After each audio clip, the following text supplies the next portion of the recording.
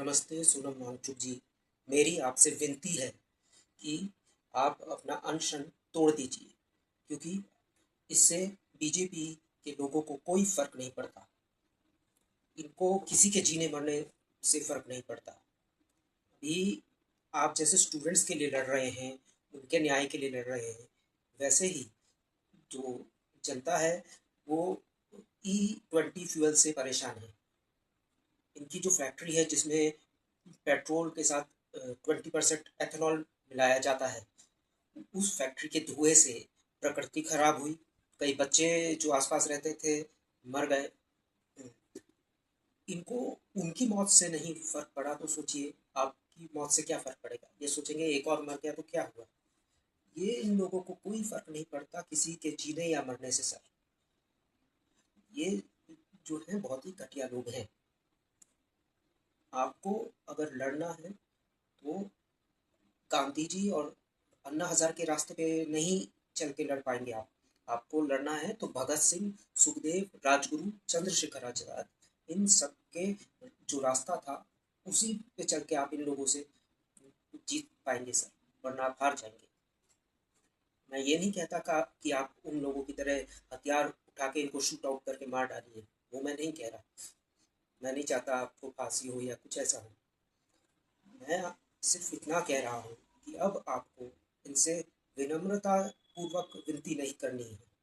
अब आपको इनको इनसे गाली गलौज से बात करनी है। आप आपके साथ जो लोग खड़े हैं उनके साथ मिलकर इनके ऊपर ईंट पत्थर फेंकना है और इनको सबक सिखाना है। इनको ये बताना है कि जनता अगर तुम्हें उस गद्दी पर बिठा सकती है तो उस गद्दी से उतार भी सकती है, और तुम्हें ये भी बता सकती है कि अगर तुम उस गद्दी पर बैठे हो तो तुम्हारा सही काम क्या है, तुम्हें क्या करना चाहिए। ये लोग हमें आम समझकर धुतकार देते हैं। सर, एक बात हमेशा मैं कहना चाहूँगा कि जनता कभी आम नहीं होती। अगर कोई इस दुनिया में वीआईपी है तो वो सिर्फ जनता है। ये लोग वीआईपी नहीं है, ना एक्टर्स, ना क्रिकेटर्स, ना ये मिनिस्टर्स। कोई वीआईपी नहीं है। वीआईपी अगर कोई है तो हम जनता हैं, जिनको ये आम कहकर धुतकार देते हैं। अगर आप ही बताइए सर, अगर जनता वोट ना दे तो इनमें से कोई पीएम सीएम या कुछ भी बन पाएगा? अगर जनता टीवी सीरियल्स देखना छोड़ दे तो क्या इनकी टीआरपी अप जाएगी? टीआरपी डाउन हो जाएगी और वो सीरियल कुछ ही दिनों में बंद हो जाएगा। अगर जनता थिएटर्स में जाके मूवी देखना बंद कर दे तो मूवी आसानी से फ्लॉप हो जाएगी।